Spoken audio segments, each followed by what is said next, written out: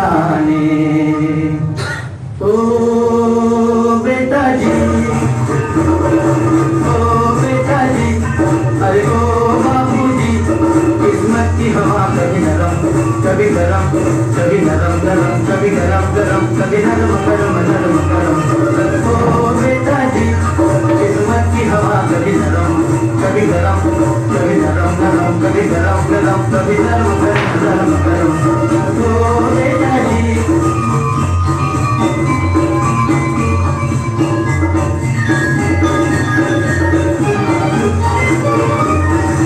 बड़ी अकड़ के बेटा निकले घर से एक्टर होने। बाहर किस्मत किस्मत में थे लिखे बर्तन धोने।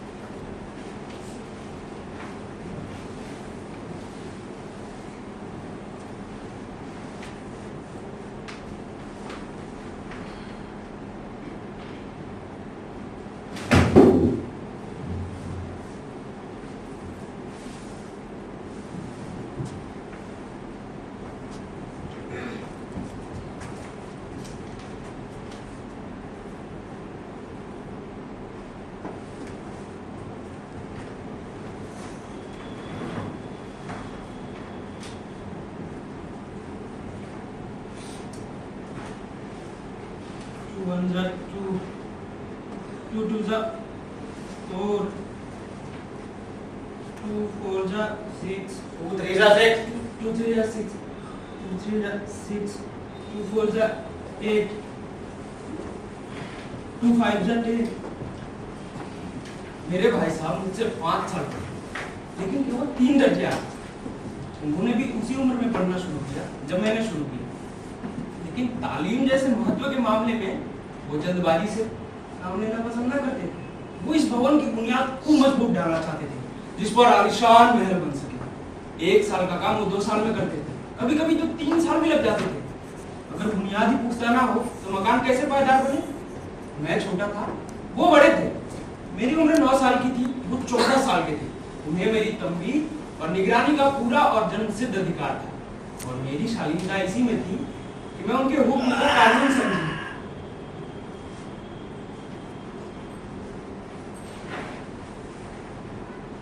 क्या? अरे पढ़ो। 2 5s are 10, 2 6s are 12, 2 7s are 14,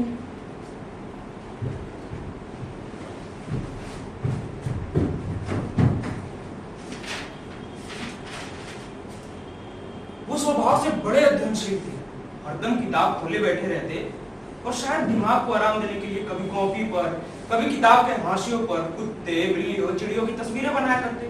कभी कभी तो एक ही नाम, शब्द या वाक्य 10-20 बार लिख डालते। कभी ऐसी शब्द रचना करते जिसमें ना कोई अर्थ होता ना कोई सामंजस्य।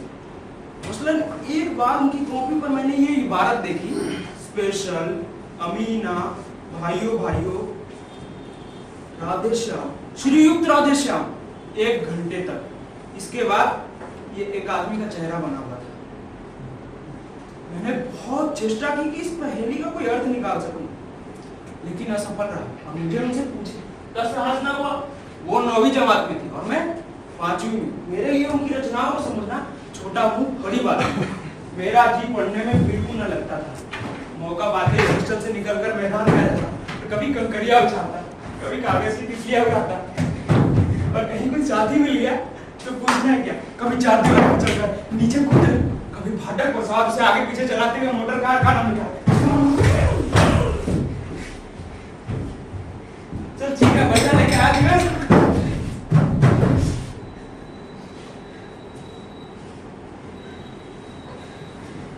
लेकिन कमरे में आते ही भाई साहब का वो रौद्र रूप देखकर मेरे प्राण सूख जाते। उनका पहला सवाल यही होता, कहाँ थे? हमेशा यही सवाल इसी कोने में हमेशा पूछा जाता, और इसका जवाब केवल मेरे पास मौन था। न जाने मेरे मुंह से ये बात क्यों नहीं निकलती कि जरा बाहर खेल ही तो रहा था। मेरा मौन कह देता कि मुझे अपना अपराध स्वीकार है, और भाई साहब के पास इसके सिवा कोई इलाज न था कि स्नेह और रोष से मिले हुए शब्दों से मेरा सत्कार करे।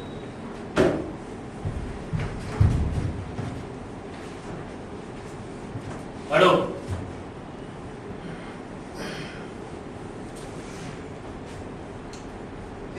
सीधा पकड़ो।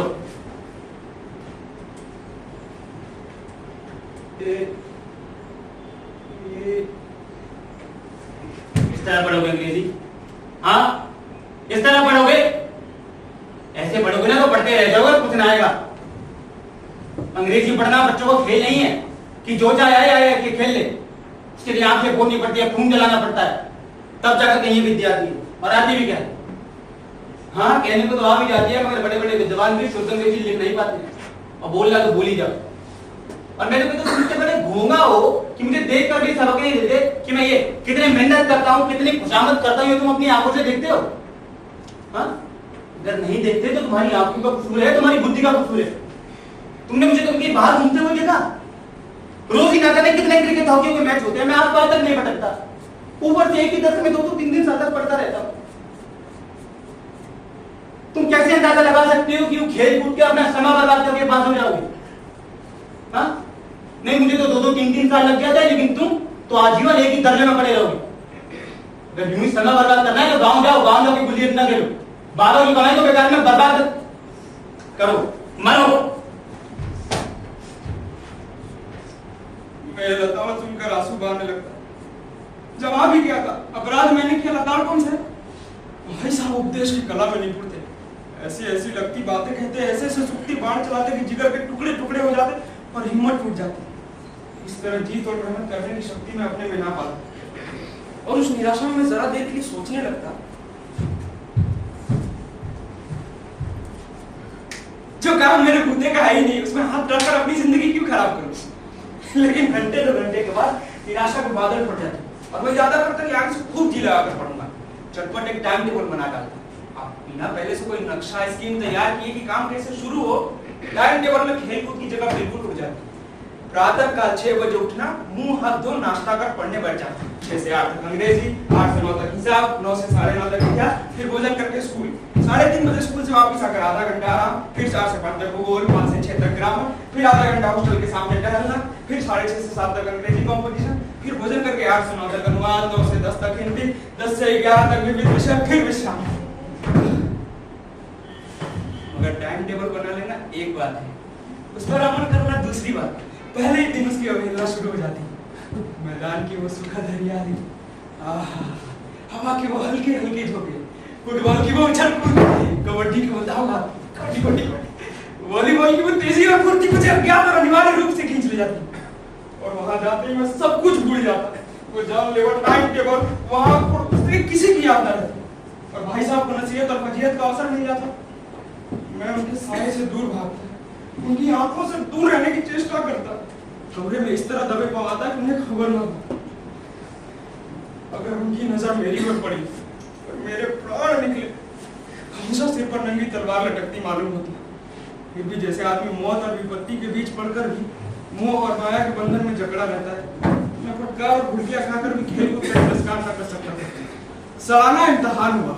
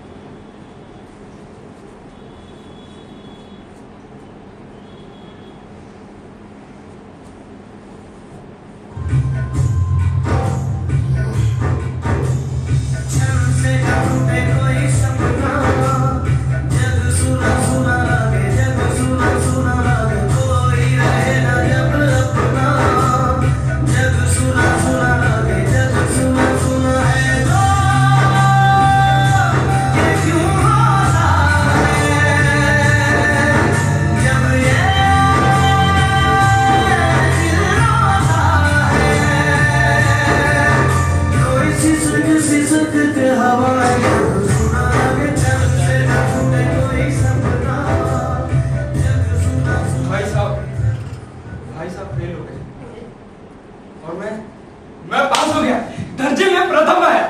अब मेरी और भाई साहब के बीच केवल 2 दर्जे का अंतर और रह गया। जी मैं भाई साहब को आड़े आते हैं। कहाँ गई आपकी वो घोर तपस्या? मुझे देखिए, मजे से खेलता भी रहा और दर्जे में अव्वल भी हूँ। लेकिन वो इतने दुखी और उदास थे कि मुझे उनसे दिली हमदर्दी और उनके घाव पर नमक छिड़कने का विचार ही लज्जास्पद जान पड़ा। हाँ, मुझे अपने ऊपर अभिमान हुआ और आत्मसम्मान भी बढ़ा। भाई साहब का वो रहा मुझ पर ना रहा। आजादी से खेलकूद में शरीक होने लगा। दिल मजबूत था।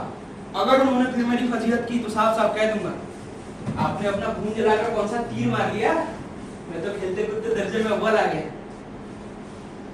लेकिन जबान से ये हिकड़ी जताने का साहस ना होते हुए भी मेरे रंग ढंग से साफ जाहिर होता था कि भाई साहब का वो आतंक मुझ पर नहीं था।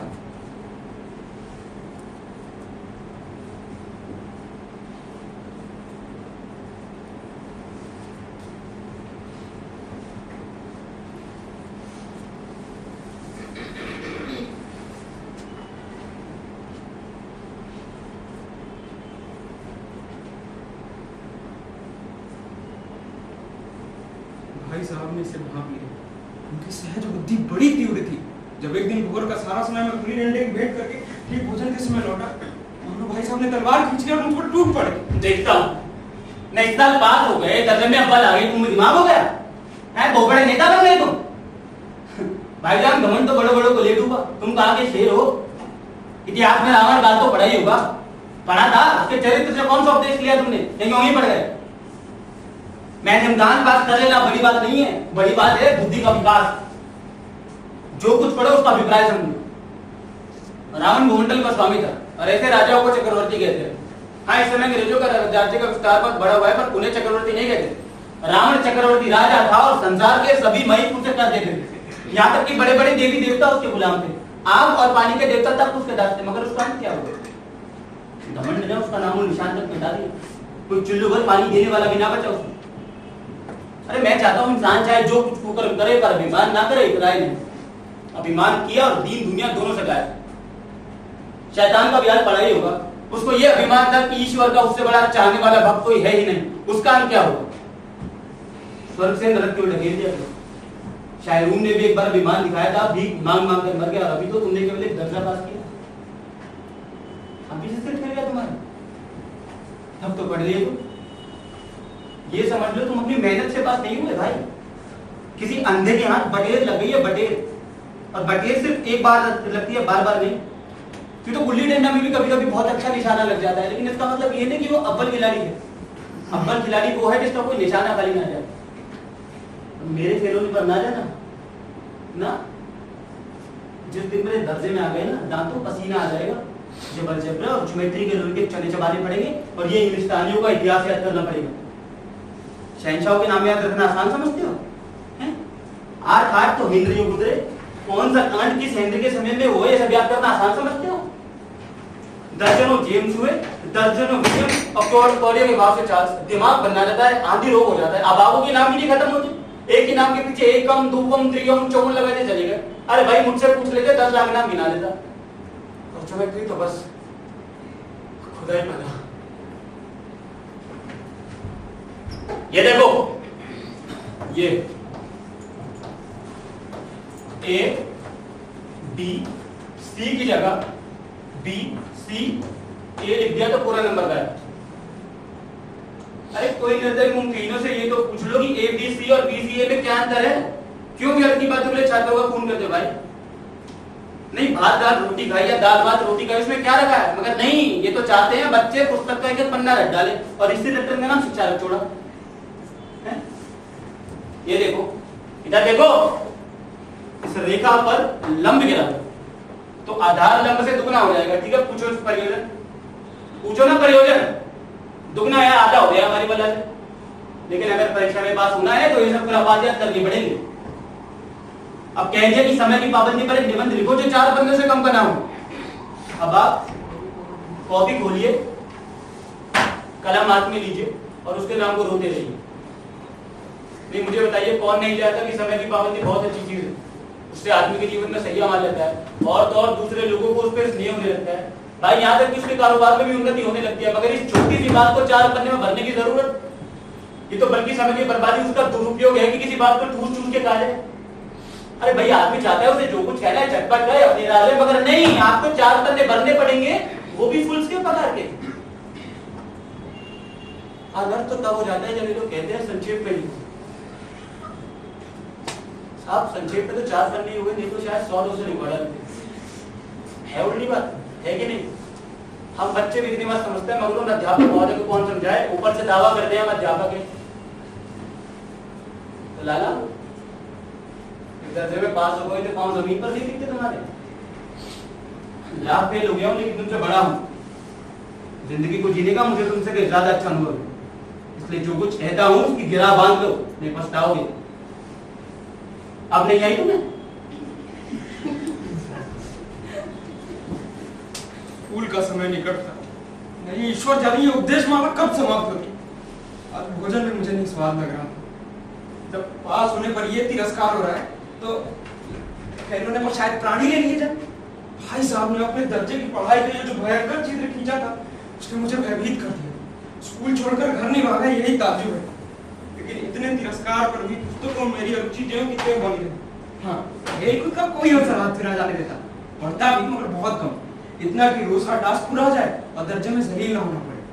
अपने ऊपर जो विश्वास पैदा हुआ था वो फिर विलुप्त हो गया और फिर जीवन चोरों से कटने लगा। फिर सालाना इम्तिहान हुआ।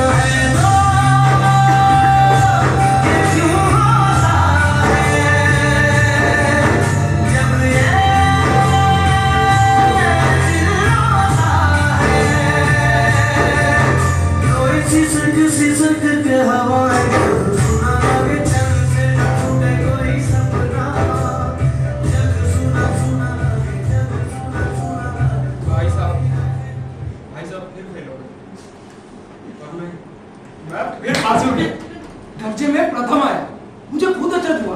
भाई साहब ने प्राणांतर परिश्रम किया, उसका एक शब्द जाग गए। 10 बजे रात तक इधर, 4 बजे भोर तक इधर, 6 से 9:30 स्कूल जाने से पहले मुद्रा क्रांतिहीन हो गई। मगर बेचारे फेल हो गए। नतीजा सुनाया गया तो वो पड़े और मैं भी रोने लगा। मेरे पास होने की खुशी आती हो, अगर मैं भी फेल हो गया होता तो कम से कम भाई साहब को इतना दुख तो ना होता। लेकिन विधि की बात कौन टाले, अब मेरे और भाई साहब के बीच केवल एक दर्जे का अंतर और रहे। मेरे मन में कुटिल भावना उदय हुई, भाई साहब 1 साल और फेल हो जाए, मैं उनके बराबर हो जाऊं, विरोधी से लाड़ हमारी फजीहत कर सकेंगे। लेकिन नहीं, इस भावना को मैंने दिल से बलपूर्वक निकाल डाला। आखिर वो मुझे मेरे हित के विचार से ही तो डांटते हैं। हो सकता है मुझे इस वक्त अप्रिय लगता हो, लेकिन ये उनके उपदेशों का ही असर है कि मैं दनादन पास हो जाता हूँ, और वो भी इतने अच्छे नंबरों से। अब भाई साहब बहुत कुछ नरम पड़ गए थे।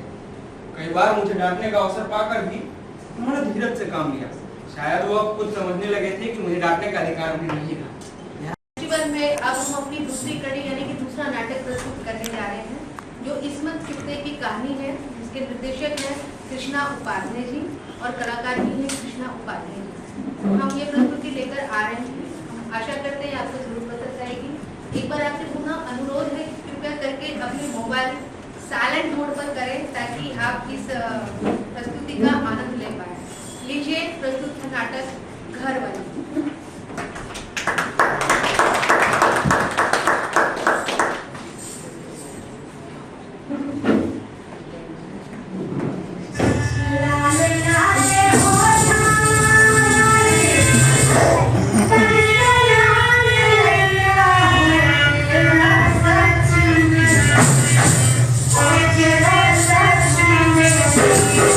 Yeah.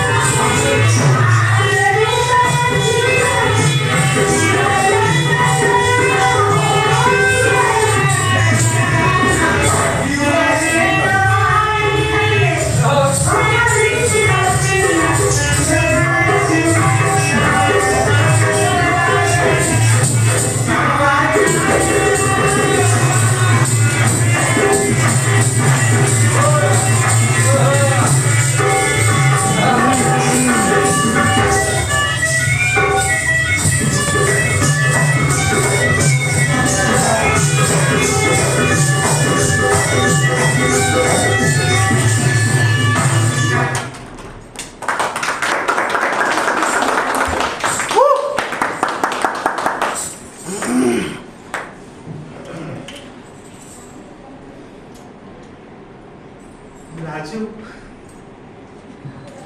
मिर्जा की नई नौकरानी जिस दिन से घर में आई सारे मोहल्ले में खलबली मच गई। मेहतर जो मुश्किल से 2 झाड़ने मारकर भाग जाया करता था अब जमीने छीने फेंकता है।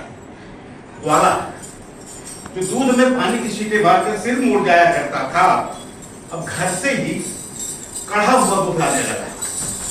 इतना गाढ़ा कि रबर का गुमान हुआ। पता नहीं किस अरमान भरी ने लाजो नाम रखा होगा। लाज और शर्म का तो लाजो की दुनिया में कोई मतलब ही ना था। ना जाने कहां किसके पेट से निकली सड़कों पर रूढ़ कर पड़ी। तेरे मेरे टुकड़े खाकर इस काबिल हुई कि छीन झपट कर अपना पेट भर सके। जब सयानी हो गई तो उसका जिस्म उसकी वाहिद दौलत साबित हुआ। वो बहुत जल्द ही अपने हम उम्र आवारा लौंडर की सोहबत में जिंदगी के अछूते राज जान गई और शुद्र बेमुहार बन गई। मुंह तोड़ के कतई आदत ना थी। कुछ हाथ लग गया तो क्या कहने, नकद में सही उधार सही और उधार की तौफीक न हो तो खैरात सही। लोग उससे पूछते क्यों री तुझे शर्म नहीं आती? आती है, एक दिन खट्टा खाएगी।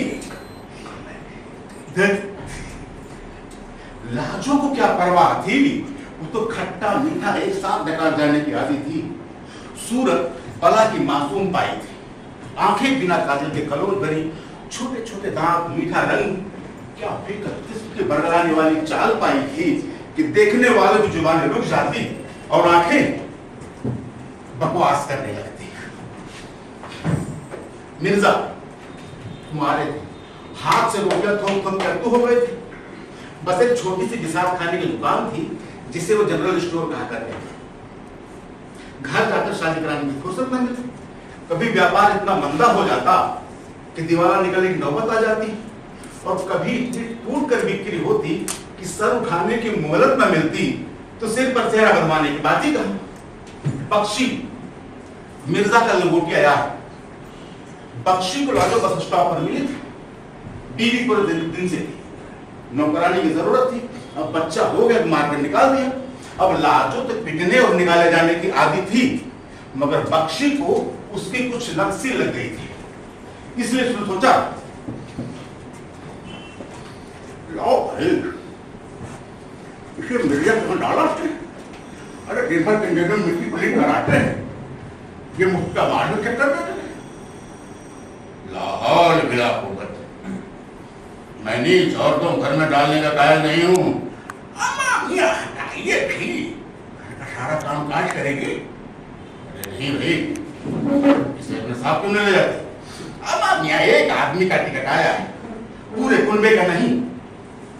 इतने में लाजो बावर्ची खाने पर धावा बोल चुकी थी। लहंगे को लंगोट की तरह कसे हुए लंबा बांस जिस पर एक झाड़ू बंधी हुई थी, लिए सारे घर में घूम रही थी। बख्शी ने जब मिर्जा का फैसला सुनाया उसे जरा भी नोटिस न लिया और पतीली को मचान पर सजाने को कहकर खुद नल पर पानी लेने चली। तू कहे तो तुझे घर वापस पहुंचा दूर, मेरा कसम है तो मैं आगे पहुंचा देगा। जब भाग यहां से, हम यहां से बट लेंगे। हरामजादी, अपराधी काहे पे है? बख्शी के जाने के बाद मिर्जा की सच्ची पिट्टी गुम हो गई। भाग कर जा बैठे मशीन पर, एक मिनट पानी लेने।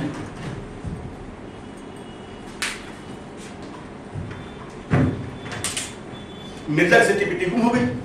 भाग कर जा बैठे मस्जिद में और सोचने लगे बेकार का खर्चा बढ़ेगा, चोरी करेगी दौलत, क्या भला सिर पर आ पड़ी।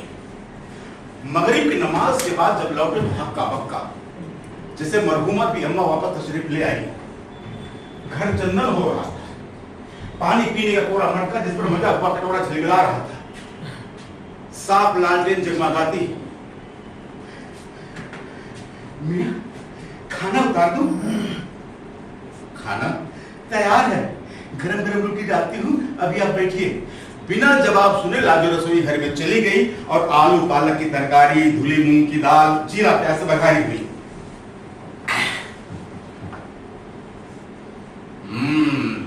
आहा, अम्मा जी के हाथ से खाई थी, याद आते ही निवाला गले में अटकने लगा। पैसे कहां से लाई? सामान बनिए से उधार लाई। कल मैं तुम्हारी वापसी किराया दे दूंगा। वापसी? हाँ, मेरी हैसियत नहीं है, कौन मांगे तनख्वाह? मगर मियां ज्यादा मिर्च तो नहीं? लाजो ने फुल्का रकाबी में डालते हुए पूछा, गोया बात खत्म। जी चाह के कह दें, नेक वक्त, सिर से पैर तक मिर्चे मिर्चे लगी, मगर लाजो छपा छप ताजा फुल्का डालने में लगी हुई, जैसे कोई रसोई से पका पका कर दे रहा। खैर, सुबह देखा जाएगा। मिर्जा सोचकर अपने कमरे में चले गए और उम्र में पहली बार कोई औरत घर में सो रही थी। ना जाने कैसा लग रहा था। थके थे, सो गए।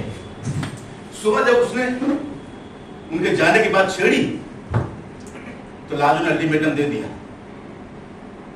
क्या मेरे हाथ खाना अच्छा न लगा? ये बात नहीं है। क्या मैंने घर की झाड़ू बहाड़ू न की? ये सब तो ठीक है, मगर फिर क्या सजा हुई? लाजो पहली नजर में दिल दे बैठी। मिर्जा को नहीं, घर को। मत का थोड़ी होता है, वो तो मेहमान होता है। बख्शी मोर किलो भरा कबाब था, अलग कोठा करके रखा था। वो कोठा भी क्या, नंदी कुमार की भैंस का। भैंस तो कभी खुदा प्यारी हो गई थी, लेकिन ऐसी पूछ छोड़ गई थी, मेरे रग रग में रच गई थी। ऊपर से नखरे करता 16। यहां तो घर की मालकिन मैं ही थी। मिर्जा मेरे भूलू थे, मैंने देखते ही ताले लिया था। वाकई मेहमानों की तरह आते, जो कुछ रख देती खा लेते और पैसे दे जाते। एक दो बार हिसाब पूछा भी तो लगा लूटती नहीं है। सुबह हो जाते, शाम को वापस आते। लाजो दिन भर घर चमकाती, आंगन में नहाती और जी करता तो पड़ोस में रामू की दादी पास जा बैठती। रामू मिर्जा के स्टोर पर काम करता था, 13-14 बरस का था। मुंह पर ढेरों मुहासे, अरे पूरी सोहबत में मिट्टी हो गया था। उसी ने बताया, मियां ना कंजरी किया जाते हैं। मुझे बहुत बुरा लगा। अरे बेकार का खर्चा, डाकनी होती है कंजरियां। आखिर मैं किस मर्ज की दवा थी? आज तक जहां भी रही, सबकी खिदमत बड़ी खुश उपयोगी से संभाली। लाजो को आए 1 हफ्ता हो गया था, लेकिन ऐसी बेकदरी उसकी कहीं ना। औरतों और मर्द के रिश्ते को उसने हमेशा खराब दिल से देखा। प्यार ही उसके लिए एक हसीन तजुर्बा था। न माँ थी न दादी नानी जो उसे ऊंच नीच समझाती।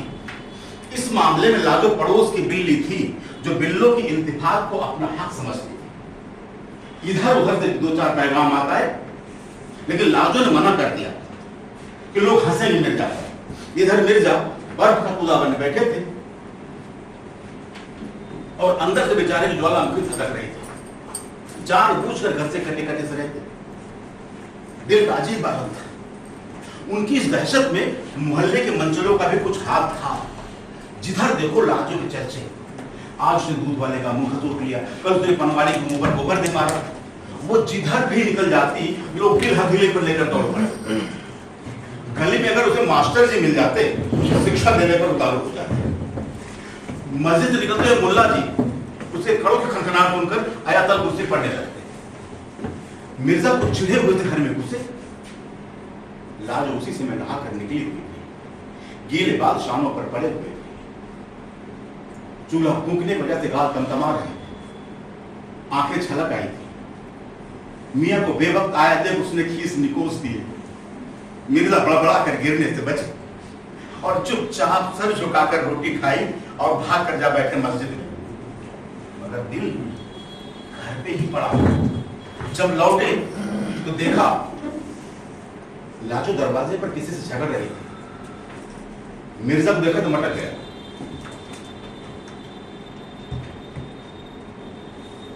एकदम शक्की शोहर की तरह पूछा और लिया के दिल भर गई। मगर मिर्जा की तो बात ही निराली थी। उससे कोई उसके दिल के वक्त दिल से पूछता, शादी ब्याह तो कुंवारियों के होते हैं और अपने होश में कभी कुंवारी थी ही नहीं। मैं किसी की दुल्हन बनने के काबिल नहीं, मैं किसी की दुल्हन बनने के काबिल नहीं, मैं किसी की दुल्हन बनने के काबिल नहीं। लाजो हाथ पाव जोड़कर गिर गए। मगर मिर्जा पर निकाह का वो सवार नेक साइड देखकर ईशा की नमाज के बाद निकाह हो ही गया। निकाह की खबर जैसे ही गली में पता चली, लौड़ियां बालियां ढोलक लेकर शगुन गाने आने लगे। कोई दुल्हन वाली बन गई, कोई दूल्हा बन गया। मिर्जा ने सबको हंस हंस कर नेक दिया। लाजो उर्फ कनीज फातिमा बेगम मिर्जा इरफान बेग की निकाह के बाद मिर्जा ने लगे पर पाबंदी लगा दी, तंग मोहनी पोता पजामा सिलवा दिया।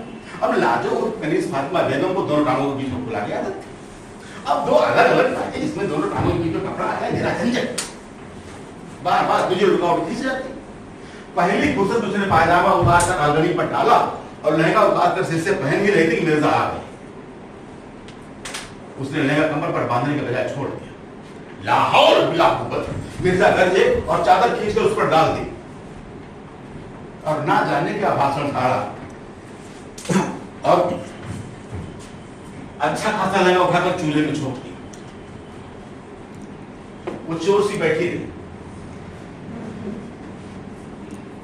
सबसे पहले उसने अपने जिस्म का मुआयना किया, कहीं कोई कोड़ तो नहीं फूटा है, और नल के नीचे बैठी नहाती रही और आंसू पोंछती रही। सिरकी वाले का लौंडा मिठुआ पतंग उड़ाने के बहाने उसे छत से देखा करता था।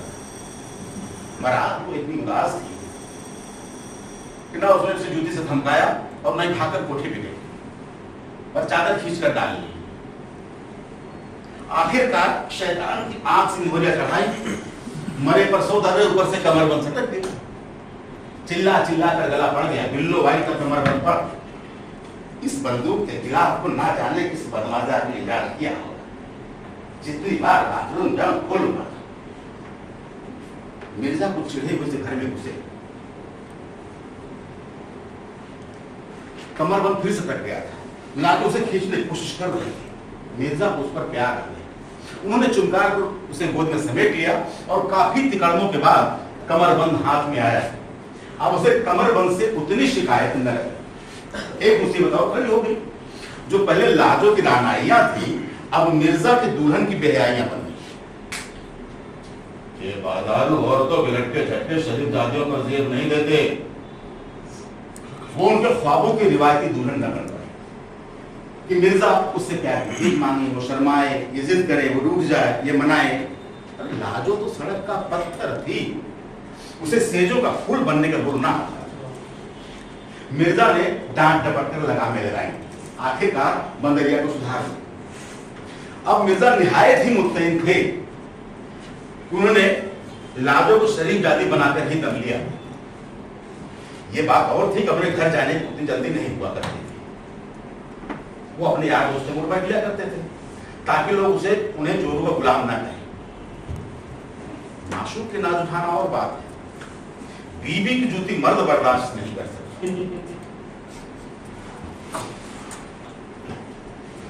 मिर्जा जी ने अपनी गैर हाजिरी तलाफी करने के लिए मामा रखने की तजवीज पेश की। लाजो की आंखों में खून उतर आया।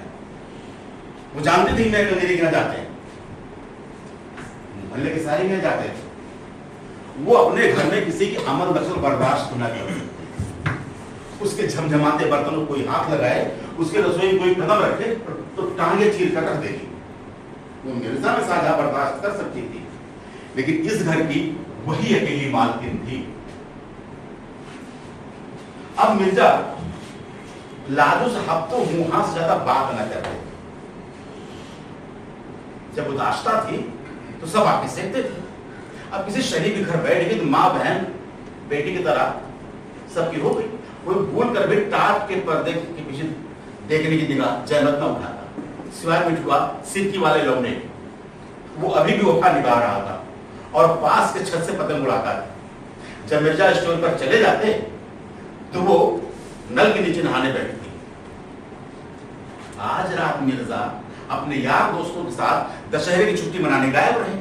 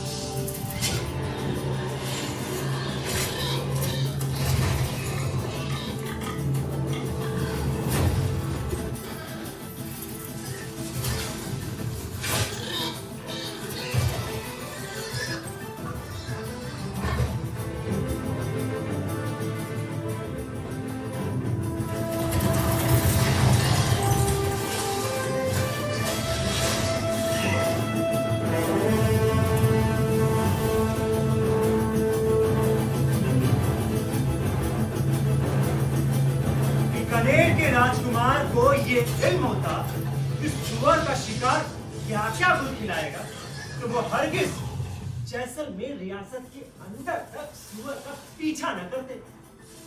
एक बीकानेर के होशियार शिकारी के समाचार से कैसे इस कथा का बीज पड़ा। एक दिन शिकारी खुशी से नाचता हुआ आया और राजकुमार को यह समाचार दिया, जैसलमेर रियासत से 15 कोश इस तरफ नहीं, इस तरफ नहीं, इस तरफ, हाँ, इस तरफ, हाँ, इस तरफ एक बांध में ऐसे की तरह सूरभूषण वाली सुअरी अपने 5 घेटों के साथ बैठी है। बालिश भर की चर्बी वाला ऐसा लजीज मांस ना कभी किसी ने खाया होगा और ना कभी कोई खा पाए। और इधर मांग में स्वरी अपने 4 घेटों और पति के साथ खुशी खुशी बैठी थी।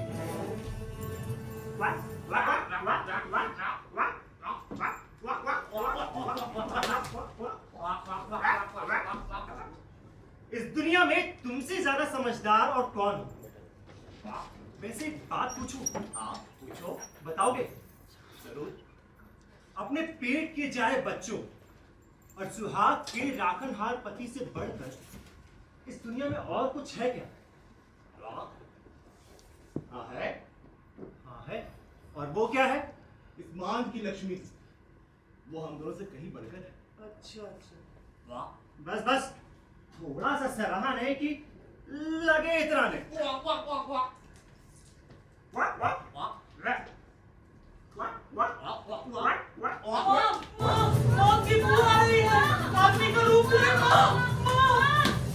कहीं मौत तो नहीं आ रही है? यह हत्यारे अपने स्वाद के लिए पशु पक्षी जानवरों को मारकर क्यों खाते हैं? मैं इस मान की रक्षा के लिए अपने खून के आखिरी बूंद तक लड़ूंगा। नहीं, अगर तुम्हें कुछ हो गया तो इस मान का क्या है? नहीं, बच्चों को पैदा करके मैंने अपना फर्ज पूरा किया। तुम यहाँ से जाओ, इनसे आज मैं लड़ूंगी। नहीं, मैं नहीं जाऊंगा। मैं कह रही हूँ तुम जाओ यहाँ से। नहीं, मैं नहीं जाऊंगा। मैं कहता हूँ जाओ यहाँ से। मैं कहती हूँ जाओ यहाँ से।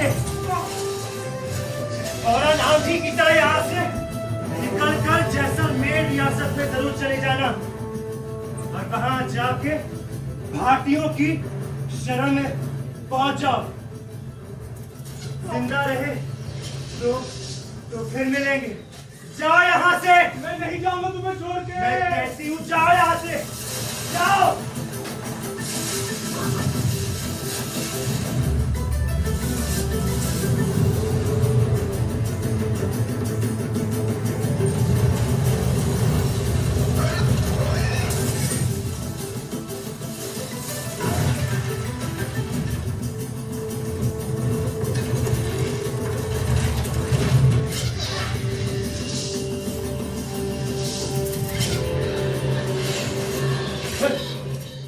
क्या हुआ? डर गए? इतनी दूर तक पीछा किया, वहां कौन में पड़ गए? मूर्खो, राजपूत अपनी मां की कोख से मौत से आंख में चोरी करना सीख जाता है। आगे बढ़ो, खेत का बूटा बूटा रौंद डालो। रुक जाओ! चलो!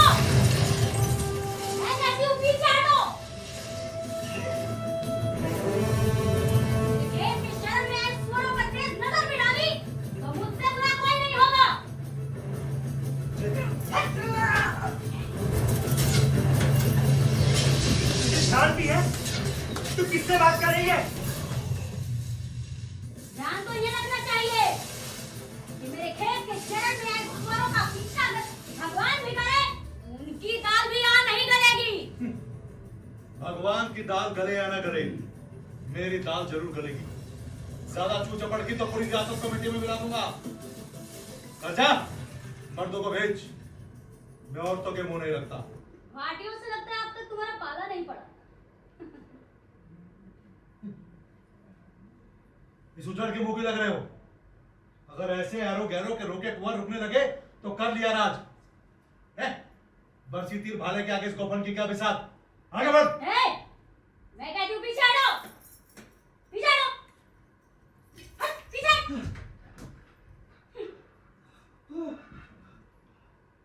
पिद्दी ना पिद्दी का शोरबा, और कोई मर्द है तो आ सामने। सुमर तो तुझे मुझे सौंपना ही होगा। भाग सरा कि तू लड़की है, तेरी मौत टल गई। अन्नदाता, अन्नदाता, मूर्ख लड़की ने गजब कर दिया। आप हमें जो दंड देंगे मंजूर है। हट। अरे आपके मन को ठेस पहुंचे तो हमारा जीना बेकार है। हम आपके पांव में सर नवाते हैं। चल। बाबा, आप ये क्या कर रहे हैं? जिसने कसूर किया उसी से माफी मांग रहे हैं। पागल लड़की, राजा भगवान के समान होता है और तू भगवान को कसूरवार ठहरा रही है। तेरा दिमाग तो ठीक है। भगवान? कैसा भगवान बाबा? जो मान में बैठे सुअर को घायल करते हैं, प्रजा के खेतों को रोनते हैं, ये भगवान है? अन्नदाता, अन्नदाता, हम सब गांव वाले गरीब परिवार के आपके पांव में सर नवाते हैं। बाबा! इतनी देर से अपने गुस्से को रोका मैंने। उस लड़की की यह मजाल भाटियों की पूरी जात का माटिया मेट ना कर दिया तो मैं भी बीकानेर का राजकुमार नहीं। एक बात सुनो, अपनी बेटी का ब्याह राजकुमार से कर दीजिए, पूरी भाटियों की जात तर जाएगी। चलिए चलिए। अन्नदाता, इस कसूर के दंड स्वरूप हम अपनी छोरी का ब्याह आपसे करने को तैयार हैं।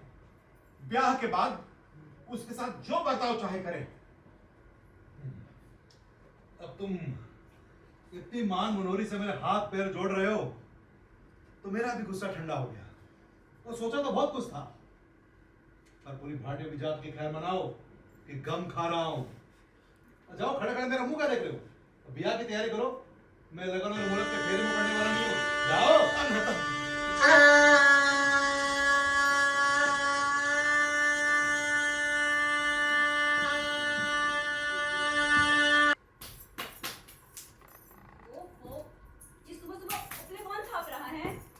महारानी सा होंगी। अन्नदाता, ये काम आपको शोभा नहीं देता है। बाबा, मुझे अपने हाथों से गला नहीं घोटा जाता। आप लोग कैसे घोट देते? घोट दो ना, घोट दो। अन्नदाता क्या कह रही है? अन्नदाता, बेटी हूँ मैं आपकी।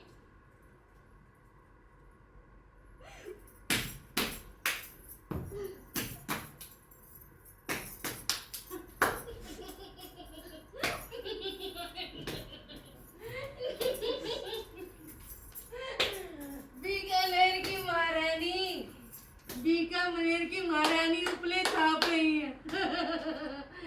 लोगों से सुना तो भरोसा नहीं हुआ, आग से देखा तो हंसी नहीं रुक रही। डायन, हत्यारन, इतने बच्चों को खाकर तेरा पेट नहीं भरा? बाबा, कितनी बार कहूँ, जाओ यहाँ से। जो हुक्म अन्नदाता।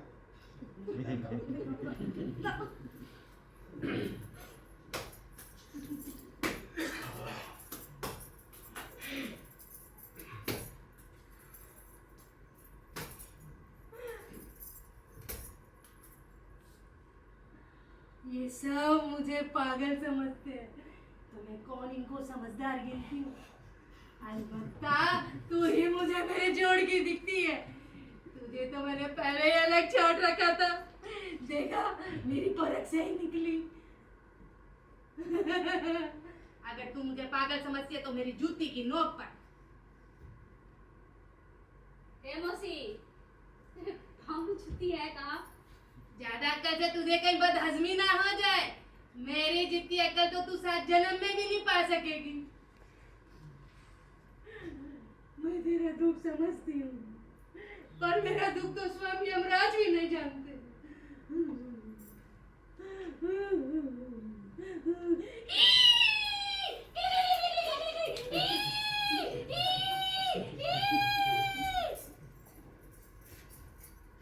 मौसी, मौसी,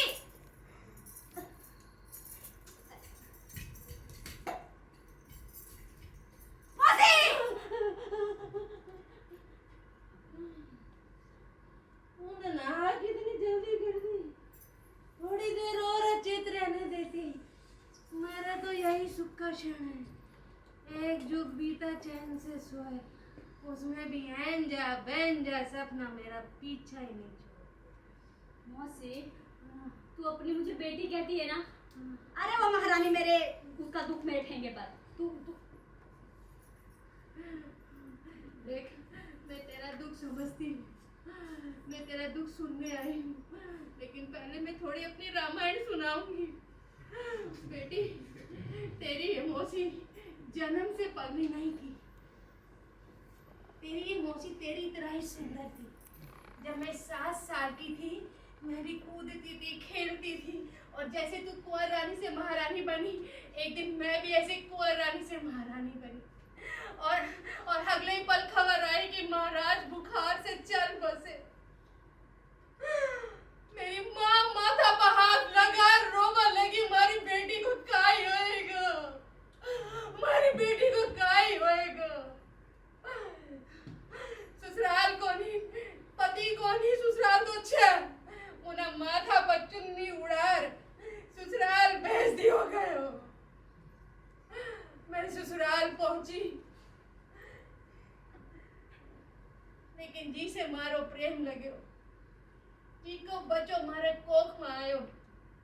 लेकिन कोख में आता ही पूरा ससुराल में शोर मच गयो। या रांड कया मां बन सके छे, को तो पति को नहीं, या रांड कया मां बन सके छे। उन्हें मारो गयो, पेटो गयो, मैं काई मारे साथ हुआ, मारो बच्चो भी मर गयो।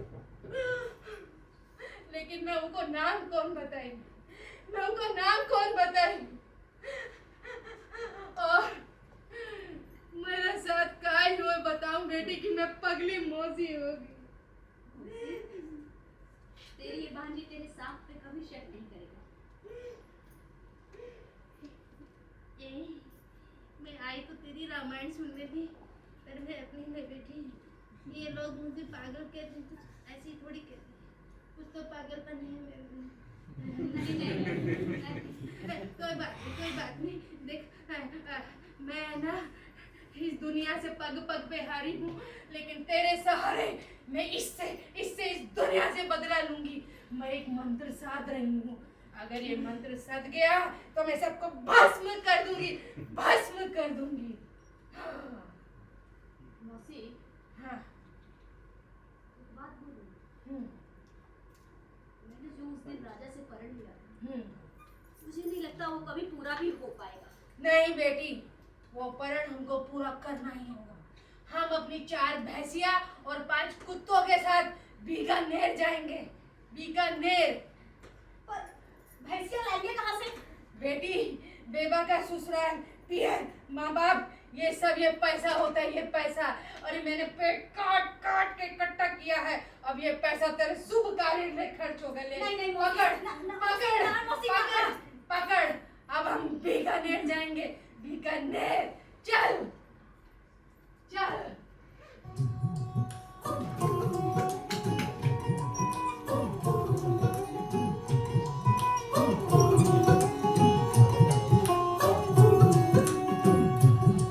बीकानेर पहुंचने पे शहर के नामी ग्रामी लोग गुजरी की एक झलक पाने के लिए आने लगे।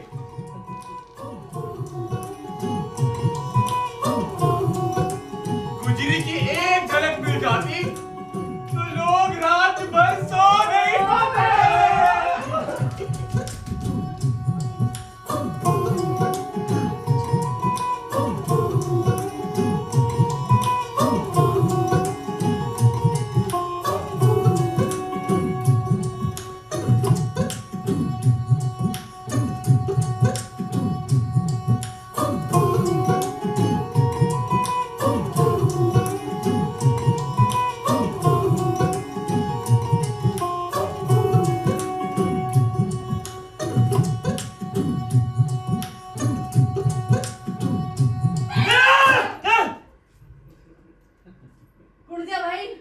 कहीं आयो तू ना पहले कभी देखे को नहीं। तुम्हारे भैंसियों के दूध दही के बहुत नाम सुने थे, वही लेने आया हूँ। अगर अन्नदाता को तुम्हारा दूध दही पसंद आ गया तो तुम्हारे ठाट की कमी ना रहेगी। देख ऐसा है, यहाँ सबको एक ही चीज मिलती है, चाहे अमीर हो चाहे गरीब, चाहे राजा हो या रंक। घोड़े और गधे एक ही लाठी से हाकोगी। तेरे राजा जी के यहाँ जो दबाने होती होंगी मेरे एक ही है। तू दूध दही लेने आए कि मारा माथो चाट ला दे बर्तन दूध दू। अरे तुम क्यों नाहक तकलीफ करती हो, मेरे कौन से पाँव घिसते हैं, मैं ही ले आता हूँ। और वैसे भी तुम्हारी भैंसियों को भी देख लूंगा जरा सा। वैसे पांडू तो बंधे हैं ना, सुना है कुत्ते नहीं जबर हैं, गलती से खुले रह गए तो आते निकाल लेंगे। मेरे पांडू मन के भाव पहचानते हैं। लेकिन कैसे पता चलेगा कि सही पहचाना है गलत? अरे उनका मन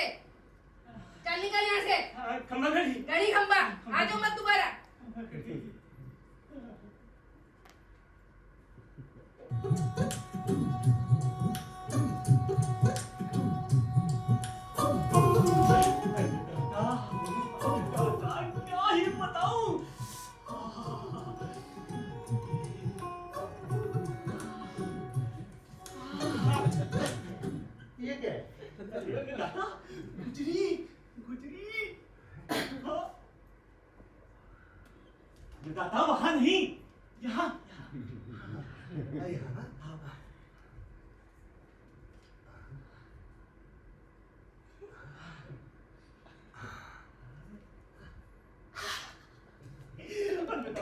मैं निपट गंवा क्या ही कहूँ।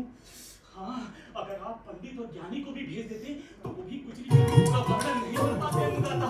हाँ अन्नदाता, मैं क्या, अगर सूरज भगवान भी चले जाते तो उनकी आंखें भी चौंधिया जाती अन्नदाता।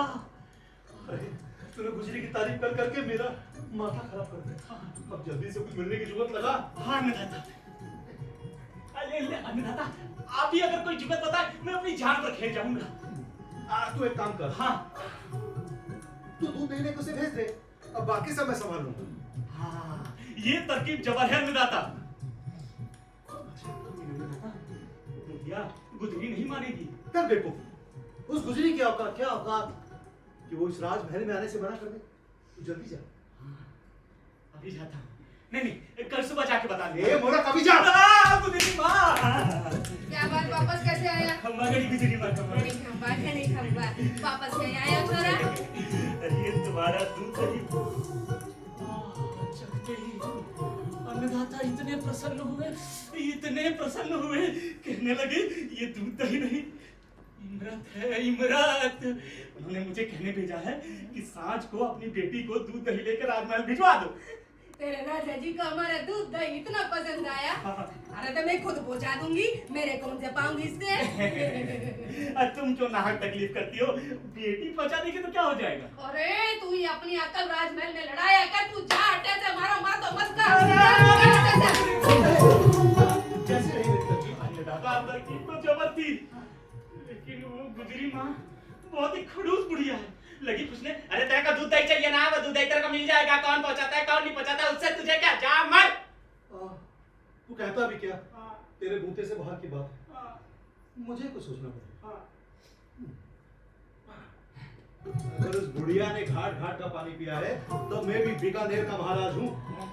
तो एक काम कर, सुबह तड़के उसे सारे दूध को पेश कर दिया, साथ भैंसों का दूध उससे उठेगा नहीं, साथ में उसको अपनी बेटी को साथ में लाना ही होगा। ये तरकीब तो और जबर है अन्नदाता। हाँ देख, रात कितनी बाकी है। इतनी सी और रात बाकी है। अरे देख कितनी बाकी है, बस इतनी सी और बाकी है। अरे इतनी सी बाकी अंदाजा करते करते एक झुक बीत गया। ये बैरन रात नहीं बीती। मैं तभी कहता था ना, ये सब कुछ राजा के हाथ में होना चाहिए। रात का ढलना, सूरज का उगना, बरसात का आना, बिजली का चमकना, फसल पैदावार, सब कुछ। हो गया? अन्नदाता, आप कहे तो कोई किस्सा कहानी सुनाओ। अरे अब मेरा किसी मन में, किसी बात में मन नहीं रखता। तू जल्दी से उठ और जल्दी से गुजरी के वहां जा। बोल काय बोलवा आए भाई।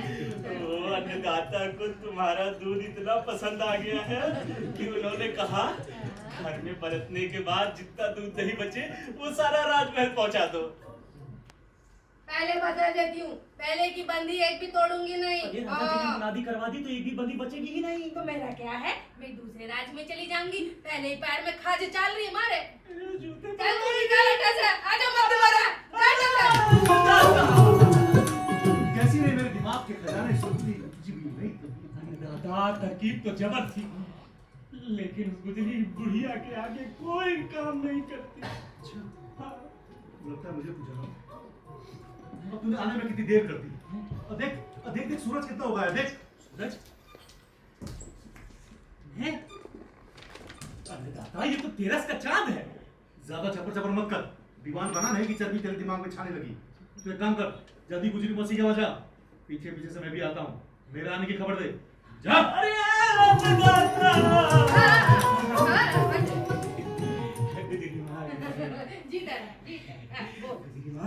अन्नदाता पधारने वाले हैं। हाँ अन्नदाता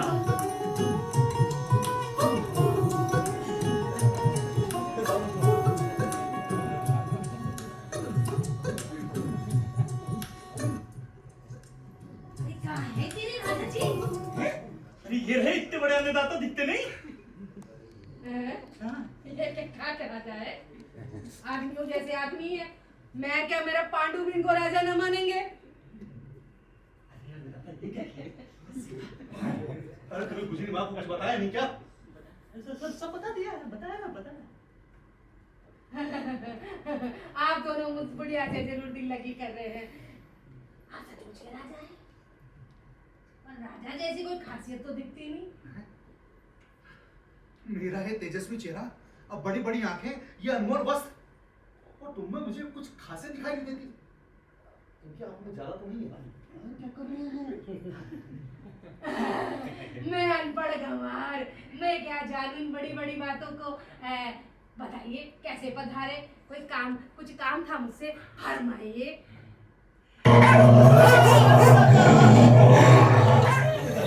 मन में जरूर कोई खटपट है, जल्दी बता दीजिए। मेरे पांडु मेरे रोके लौटेंगे। अरे चुप करो, बताएंगे ना। अरे लाला, टमाटर मटर, हाँ बोलो। इस नाव के बच्चे ने मुझे बताया कि आपको हमारा दूध दही पसंद है, तो इसमें शर्माने की कौन सी बात है? वैसे तेरी जबान चपड़ चलती है, अब कुछ अभी तक बताता नहीं। अन्नदाता ये बातें तो हर कोई जानता है। अरे ये नहीं क्या पता, ये लोग नए हैं, ये मेरी ख्याति के बारे में क्या जानेगा? अभी बताता हूँ। घड़ी देख क्या रही हो, जो भी मांगना है मांग लो। चुप कर, क्या मुझे क्या मंगती समझ रखा है? थोपड़ा तो देखो इनका, आए मुझे बड़े देने वाले। मुझे महल जाना है, मुझे बहुत काम है। तो मेरी बात बता के आना माता जी को, ठीक है? अब मैं जाता हूँ। अन्नदाता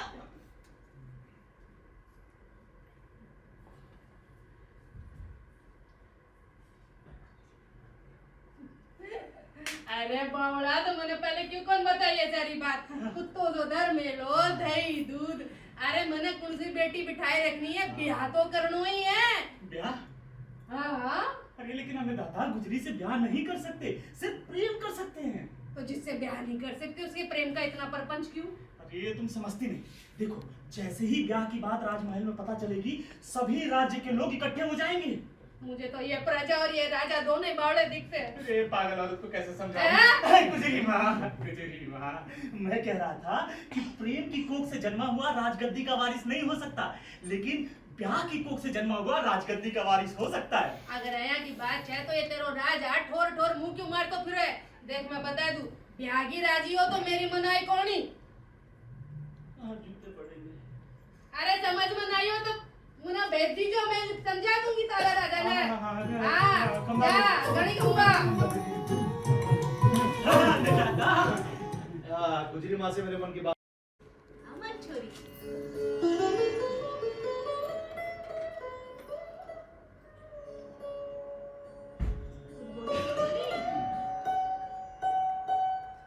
मौसी, उलझी हुई बात तो तू सुलझा देगी, मन की गुत्थी सुलझाए तो जान। काय हुई बेटी? मैं राजा जी को अपना पति मानकर प्रेम करती हूँ, लेकिन वो मुझे सिर्फ गुजरी मानकर प्रेम करते हैं। मैं उनके लिए सिर्फ एक औरत हूँ मौसी। बेटी आदमी के मन का औरत कहाँ तक ख्याल रखे, कहाँ तक चिंता करे। वो तो सदियों से औरत को एक मांस का लोथड़ा ही समझता आया है।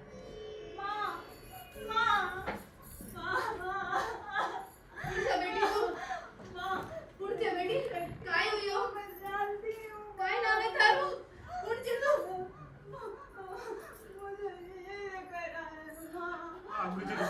प्लीज कर सकती हो गुजरी माँ। काय हुई बेटी? बता बता। अरे ना बताओ तो। नहीं याद।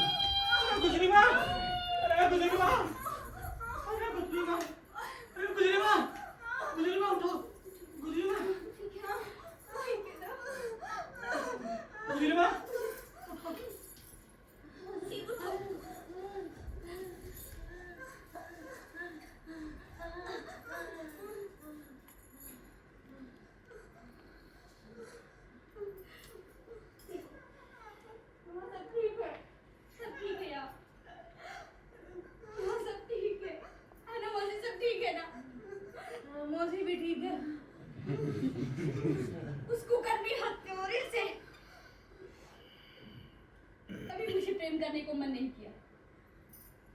और तेरा कहा कैसे टालती माँ? सांप का अंश मेरी पेट में पल रहा है, उसका बदला मैं लेके रहूंगी, उसका बदला मैं लेके रहूंगी।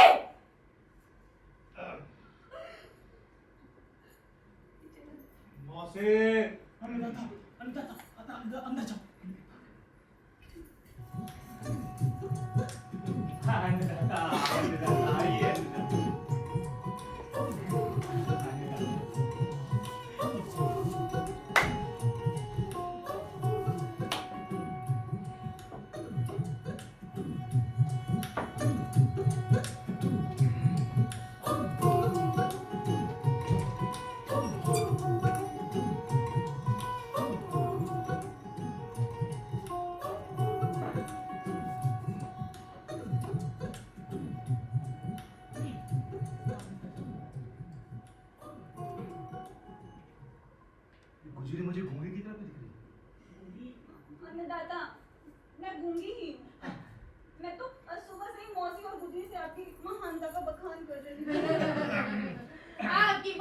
का बखान सुनकर हमारे दिल में आपका और मान बढ़ गया राजा जी।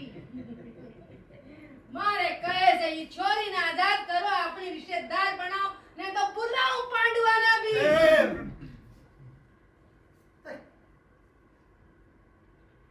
मैंने तुम्हारा कभी कहा नहीं माना है क्या? देख, जो कुछ हुआ तू भी भूल जा और मैं भी भूल गया। आज से हम दोनों रिश्तेदार हैं, ठीक है? अन्नदाता, अन्नदाता, हम रिश्तेदार हो ही गए हैं तो लगे हाथ गूंगी से मेरा प्यार भी करवा दीजिए। राजा जी ये छोरा का ये छोरी का साथ पीले हाथ करो, नहीं तो बुलाऊं मैं फिर नहीं और कुछ नहीं चाहिए अन्नदाता। कुछ नहीं किया, सब कुछ दूंगा, ठीक है? देख, आज ना नशे में रहना कितना अच्छा हो गया। अब बड़ी बड़ी बातें चुटकियों नहीं पड़ रही। अरे मैं तो कहता हूँ सबको नशे में रहना चाहिए, दिन रात नशे में रहना चाहिए। एक नशो कर आए हो ना आप, गुजरी ने नशो बिल्कुल पसंद को नहीं, चूरी चाकू ले बैठी है, ई पगा आया हो, उई पगा लौट जाओ। चल छोरी, आजा। काट देंगे।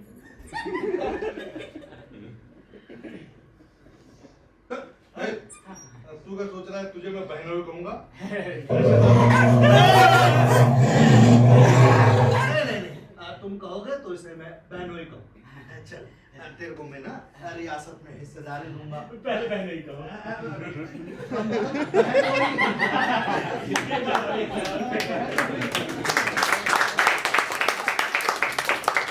गजब हो गया, इसमें मेरा कोई कसूर नहीं है। अरे उठ, मैंने कब कहा कि तेरा कोई दोष है? उठ, क्या हुआ? अन्नदाता बात ही ऐसी, अब तो मेरा जीने का भी मन नहीं करता अन्नदाता। अरे क्या हुआ? कल तेरा गूंगी से ब्याह हुआ, तेरा जीने का मन नहीं करता? घर से मार के भगा दिया गया? अरे नहीं अन्नदाता, वो तो संभाल लिया मैंने। बात ही कुछ ऐसी अन्नदाता, वो गुजरी और गुजरी की मौसी, वो दोनों इस पृथ्वी लोक के वासी थे ही नहीं, वो दोनों स्वर्ग लोक की अप्सराएं थी। हाँ अन्नदाता, और वो गूंगी भी स्वर्ग लोक की अप्सरा थी। हाँ, उस गूंगी ने इंद्र भगवान के सामने अपना मुंह खोल दिया, तो इंद्र भगवान ने उसकी रक्षा के लिए गुजरी को और उसकी मौसी को इस पृथ्वी लोक पे भेजा था। हाँ, और जब गुजरी मौसी को ये बात सारी पता चली तो गुजरी मौसी गुजरी को लेके यहाँ से चली गई। अरे मैं उस गूंगी के लक्षण पहले जान गया था। अच्छा था वो बोलती नहीं थी। अरे नहीं अन्नदाता, वो गूंगी तो बेचारी मेरे लिए गिड़गिड़ाई। हाँ, और वो गुजरी भी आपके लिए रोई अन्नदाता। मेरे लिए रोई? हाँ, लेकिन वो मौसी इतनी क्या ही बताऊं अन्नदाता, गुजरी को लेके चली गई। अच्छा था, मतलब वो दोनों सब स्वर्ग लोक के वासी थे? हाँ अन्नदाता। अब तो फिर मैंने बहुत अच्छा किया। हाँ, और वो कुत्ते भी स्वर्ग लोक देवलोक से आए थे। हाँ। हाँ, तो मैंने बहुत अच्छा किया ना, अपना मुकुट अपना हार भी उनको पहना दिया। हाँ। उनके पैर छू लिए। हाँ। तो मेरे पुरख बहुत प्रसन्न हुए होंगे। हाँ अन्नदाता। लेकिन अब मैं गुजरी के बिना कैसे जीवित रहूंगा? उसके प्रेम के बिना मैं कैसे रहूंगा? लेकिन मुझे राज्य भी तो चलाना है, राज भी तो करना है। हाँ, अब मैं सुंदर से उससे प्रेम नहीं करूंगा। हैं? हाँ, अब मैं भेड़न की लुगाई से प्रेम करूंगा। जाओ, मुनादी करवा दो, अब सुंदरता का बखान हमारे राज्य में नहीं होगा। अरे अन्नदाता, लेकिन प्रजा क्या कहेगी? अरे प्रजा क्या? अगर प्रजा को अकल होती तो उनको मुझ राजा की जरूरत होती। जा, मुनादी करा दे। दीवाने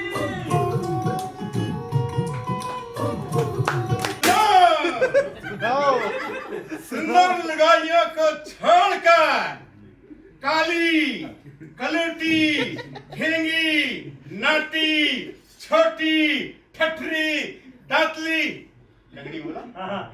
लंगड़ी नहीं बोला था।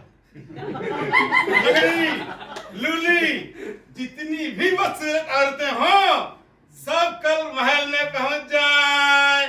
सुनो, सुनो, सुनो। राजा कैसे पागल हो गए?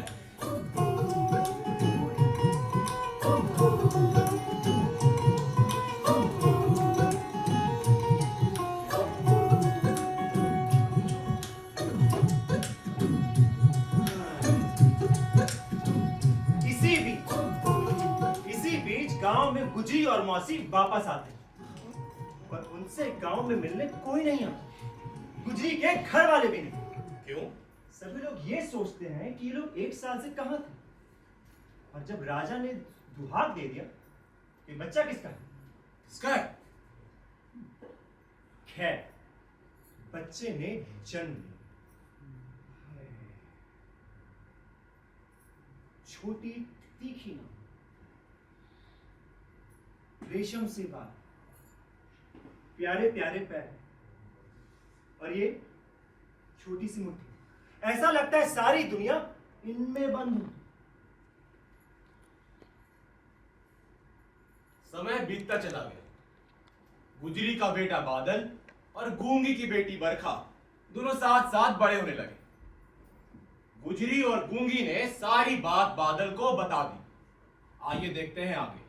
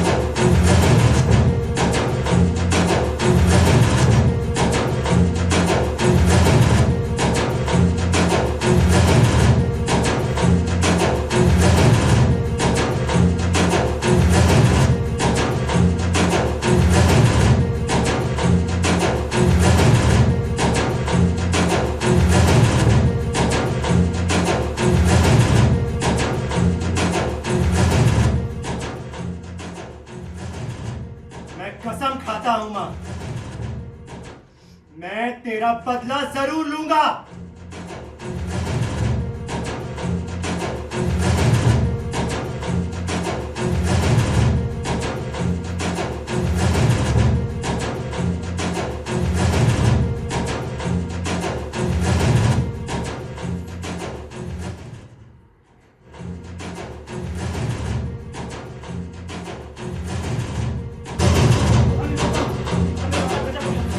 ये देखिए, कोई चोर उचक्का राजमहल की दीवारों पे ये लिख करके छापा है ना। इस अंधेरे राज में सोने का सूरज उगने वाला है। गरीब, लाचार इसकी आग में सोना पाएंगे। जुल्मी, कुकर्मी, अधर्मी इसकी आग में भस्म हो जाएंगे। गरीब प्रजा डरे नहीं। पापी राजा को मारने वाला इस राज में आ चुका है।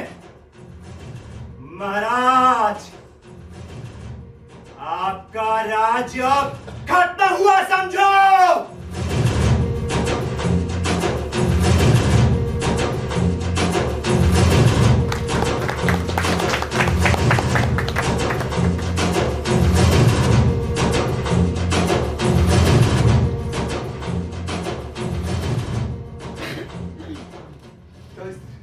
राज्य की प्रजा किसी और को अपना राजा मान लेगी? अन्नदाता और किसी का तो पता नहीं, लेकिन अगले जन्म भी मैं ही यहाँ ठीक है, किले की पहरेदारी बढ़ाओ, दीवान को बुलाओ और कोतवाल को भी। दीवान जी, दीवान जी, दीवान जी, आइए। कोतवाल साहब आइए। महाराज की जय। आज से किले की चौकीदारी चौकी कर दो, परिंदा भी पर ना मार पाए। जिसने कागज चस्पा किया है उसको पकड़ के मेरे सामने लेके आओ। मैं 1000 मोहरों की इनाम घोषित करता हूं। जाओ, सैनिकों को चप्पे चप्पे पे लगा दो। महाराज, किले की पहरेदारी हम लोगों में से किसी को करनी होगी। सिपाहियों पर भरोसा करना अच्छा है। जैसे मैंने चोरों को अलर्ट कर दिया है, जगह जगह उनको बिठा दिया है, ध्यान रखो। लेकिन महल की पहरेदारी हम लोगों में से ठीक है, ये काम मैं दीवान को सौंपता हूँ। दीवान पूरी मुस्तैदी से अपना काम करेगा। जी महाराज। अगर तुमने ये काम अच्छे से किया तो तुम्हारी तरक्की होगी। जाओ।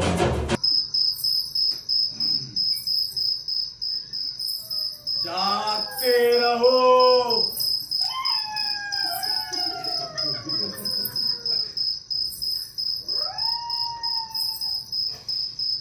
जागते रहो।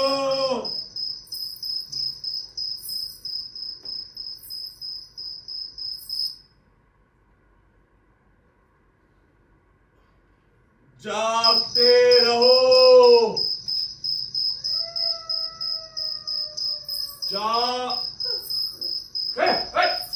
रुको, इतनी रात में बाहर कहां जा रही हो?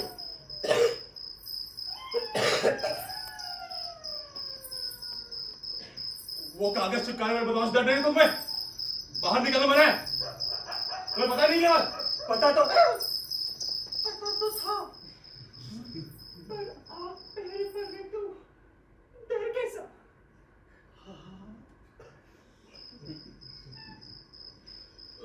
इतनी रात में बाहर कहां जा रही हो? शिव जी की अर्धरात्रि मन्नत मांगी है, मंदिर जा रही हूँ। कल मेरा गौना है।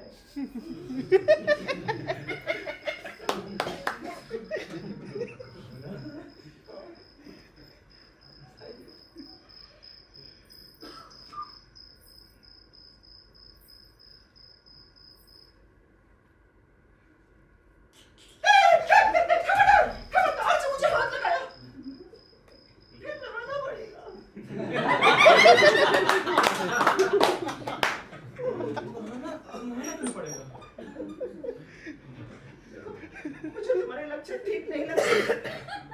तुम्हें कहनी चाहिए तो ले लो। मैं तो तुम्हें दीवान समझी थी, तुम तो चोर निकले। मुझे तुम्हारे गहने नहीं चाहिए।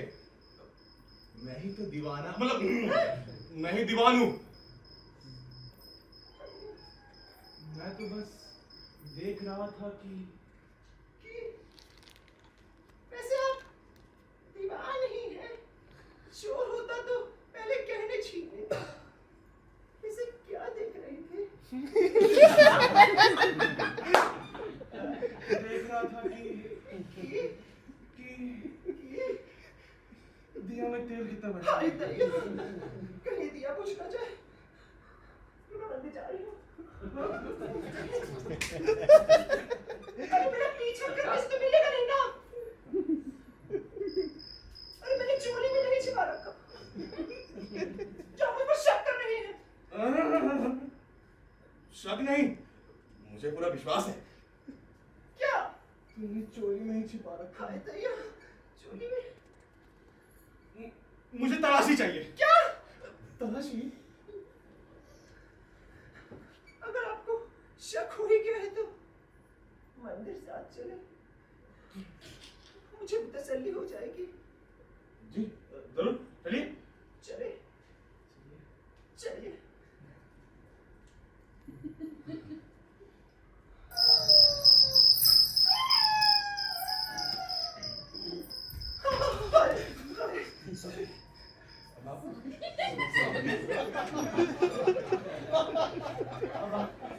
मंदिर से आ ही गई है तो अब मुझे तलाशी दीजिए, तसल्ली हो। वैसे भगवान क्या सोचेंगे? मंदिर से थोड़ा दूर चले। हाँ, दूर। हाँ, चलिए। चलिए, आप आगे। चलिए। वैसे एक बात पूछूं? हाँ, पूछिए। आपके राज्य में इतनी सुंदर सुंदर रुकाइयां हैं, फिर आप मुझ पर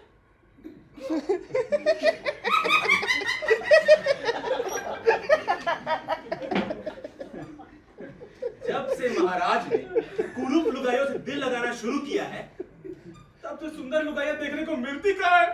प्रवेश बंद है उनका महल में।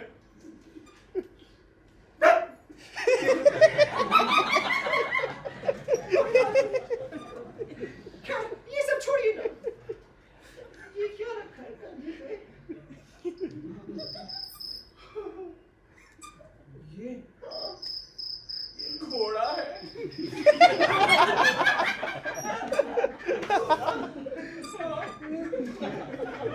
इससे क्या होता है? इससे हम बदमाश को बांधते हैं। मेरा हाथ बांधिए ना। हमारे हाथ नाजुक है। हाथ नहीं, पैर बनता है। तो पैर बांधिए, बांधिए ना।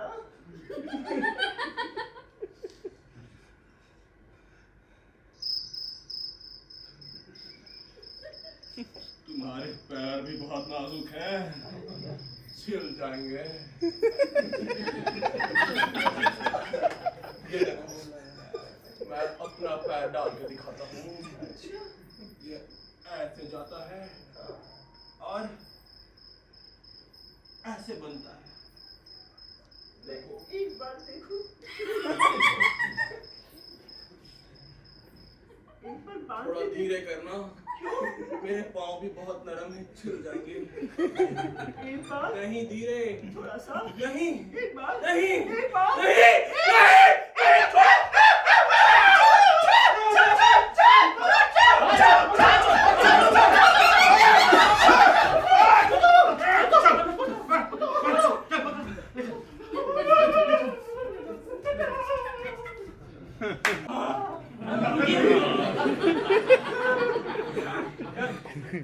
दीवान जी ने चोर होते तो घोड़े में अपना पैर खुद क्यों फंसाते?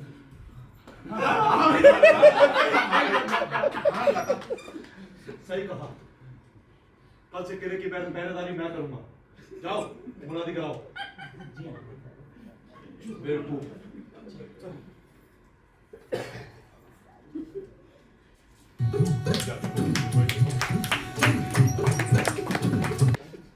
पादर जी आइए।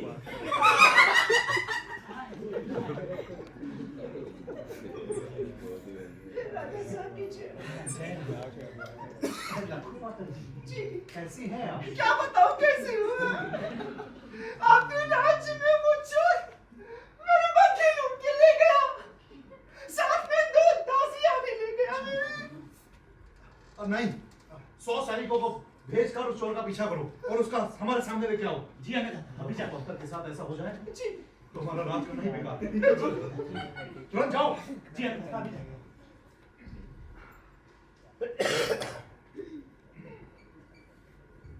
बोल दिया अन्नदाता, हुक्म हो तो नृत्य प्रस्तुत करें। जरूर। आइए आइए।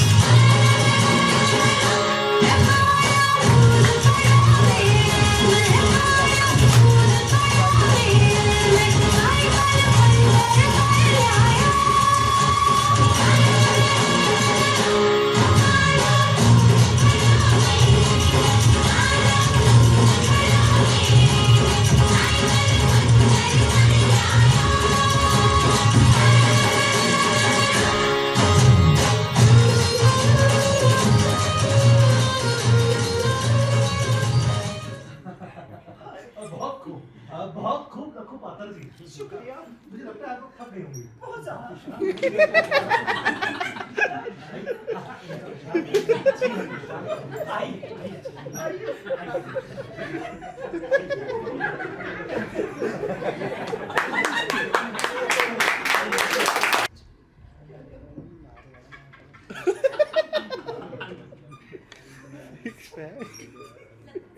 जी दीवान साहब आए बुला दीजिए।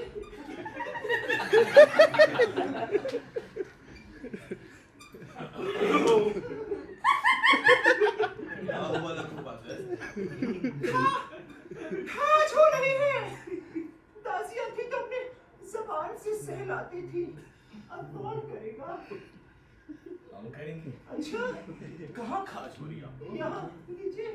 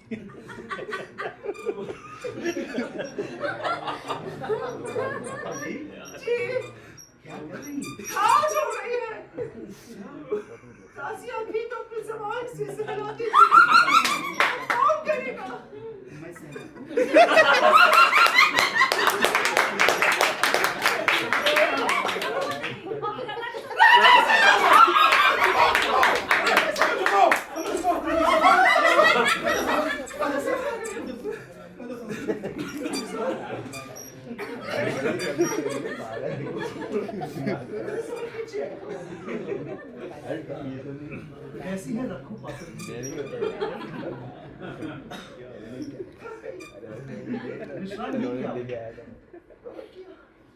वैसे एक बात पूछूं, आपके राज्य में इतनी कुरूप लोग आया है, क्या मुझे कुरूप तो नहीं समझते?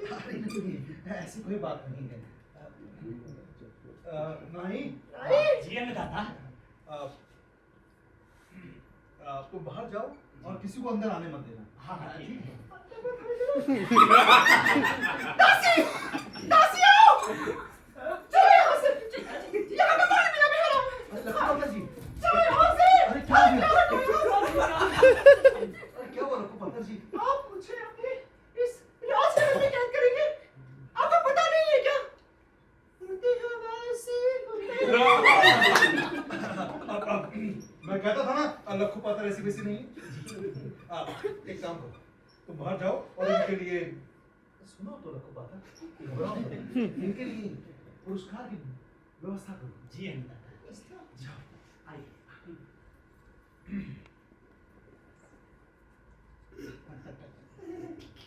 सब चले गए लखू पात्र। सब चले गए।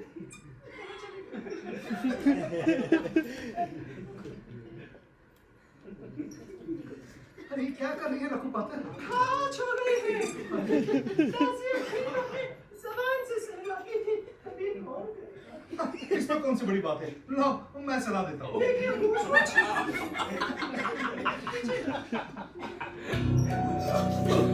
अरे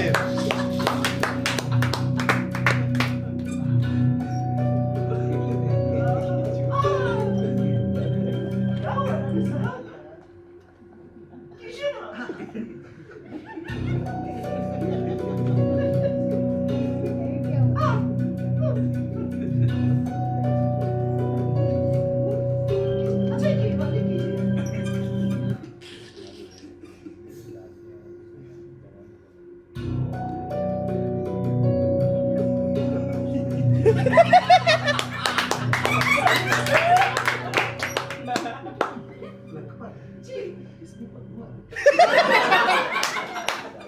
जाने कितने सालों से खाज मिट नहीं रही थी, आज मिटेगी।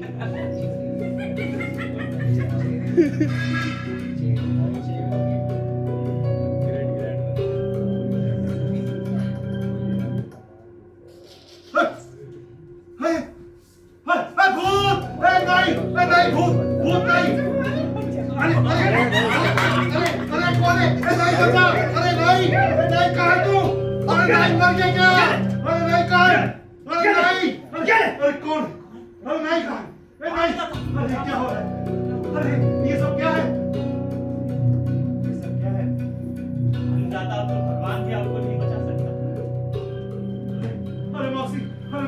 अरे मेरे को बचा दे मौसी। अरे मैं क्या बचाऊं राजा जी, तने तो थारी भाटियाणी बचाओ। है कुछ तू भी सुन रोक से आ गई।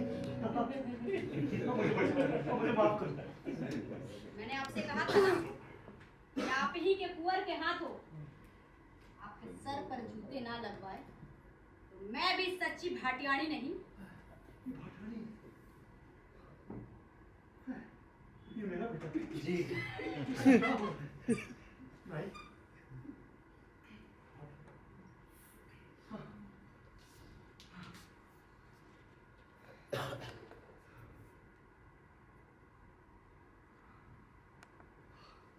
अब मैं अपना राज इसे सौंपता हूं। भाटियाणी, तूने तो अपनी कसम पूरी की। तुझे याद है मैंने भी कहा था कि अगर तेरी ये कसम पूरी हुई तो गाजे बाजे के साथ तुझे मनाने आऊंगा। गाजे बाजे का बंदोबस्त करो और ये लो मोहरे 21।